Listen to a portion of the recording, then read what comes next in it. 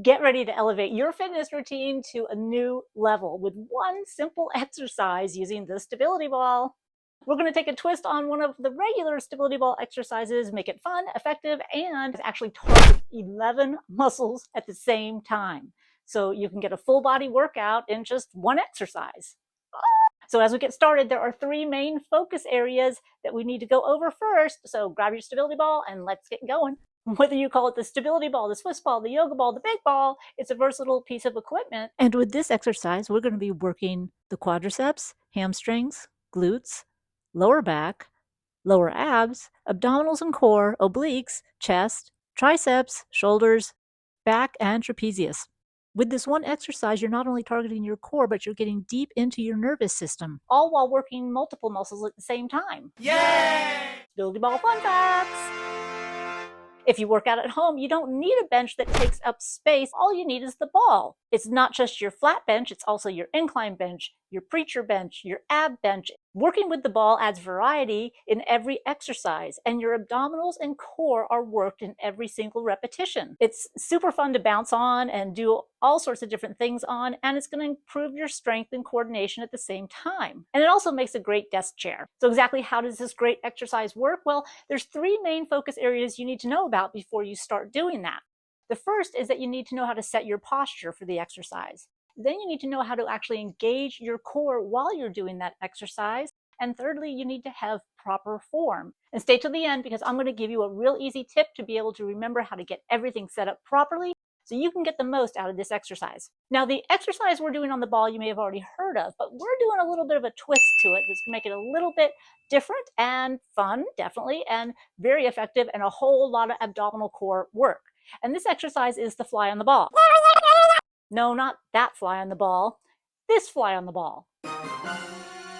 An important thing to remember is that whether you're standing, sitting, or you're on the ball, or even laying down, you always have to start an exercise with your perfect posture. Without your perfect posture, your muscles are not properly aligned, and you're not going to be able to target the correct muscles, and you actually could potentially injure yourself. Press your heels into the floor, engage your glutes and hamstrings, tighten your lower abs, tighten your lower back, and engage the rest of the cores and abs. Make sure you hit 1, 2, 3, 4, all 5 spots. And by the way, if you've learned something and find value in this video, please smash that like button. To begin the exercise, walk or roll forward until your head and neck are fully supported on the ball, and that's very important. Engage your core and begin the exercise. Keep one arm overhead as you lower the other, bringing the elbow down as if it's going to touch the ball. As you're doing this, inhale deeply, exhale when the arm comes overhead, and remember to pull your hips up to the ceiling, pressing your heels into the floor and engaging your core. As you go through the exercise, you might actually forget about the core, and that's why it's important to use the tip I'm going to give you at the end to make sure that you know how to engage everything all the time. Remember to keep your hips high, your stomach and low back pulled into each other, and with each exhale, you want to be squeezing the obliques. This is where your breathing is very important. You're also using the chest to bring those arms back to the top, and using your back as the arms are lowered, squeezing your shoulder blades and keeping them on the ball. One of the really cool things about doing the alternating fly on the ball is that it's constantly pulling you one side or the other. So as one arm goes down, your body's trying to correct itself, and that's where that core and stability comes into play. It has to work extra hard, and therefore it's going to get stronger. And then as soon as you get from one side, you're being pulled to the next side. So your body's in a constant fight to stay stable. And that's what makes it such a great, effective exercise. So when you're doing any exercise, especially on the stability ball, do it slowly. Think of moving in a 3 count down and a 3 count up. Your back and your tabletop should stay nice and firm. So yes, you're working your chest. And when we're talking about chest, we're talking about that part where your shoulder comes into your body, and then it also comes all the way across. So you keep your elbow bent so that you can keep your shoulders safe, and so that you can focus on using the chest to lift the arm upward.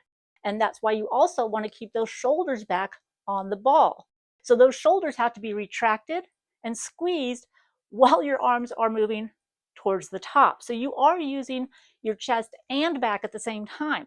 When your arms are coming down, you're stretching your chest, which means you can squeeze your shoulder blades together. And that's definitely a secret that not a lot of people know, but it's going to get you a lot more work, not only through your whole body, but also for your posture. So here's a tip to help you keep in that proper form while you're doing any exercise on the stability ball that requires you to be in that bridge position. Think about each repetition, your hips going up a little bit higher, because inevitably they're going to drop a little bit. So if you think of every exhale as lifting your hips a little higher to the ceiling, then you'll stay in a really strong position. And then, of course, with each exhale, you're going to engage your core. Anytime you blow out your air, you're going to focus on all of those different areas of the abdominals and the obliques, along with, of course, the target muscle that you're training. And in this case, it's chest. So when you begin the exercise and you roll out, go through a little mental checklist from the heels all the way up to the top of your body. And that's going to help you get everything set before you start. Never rush into the exercise.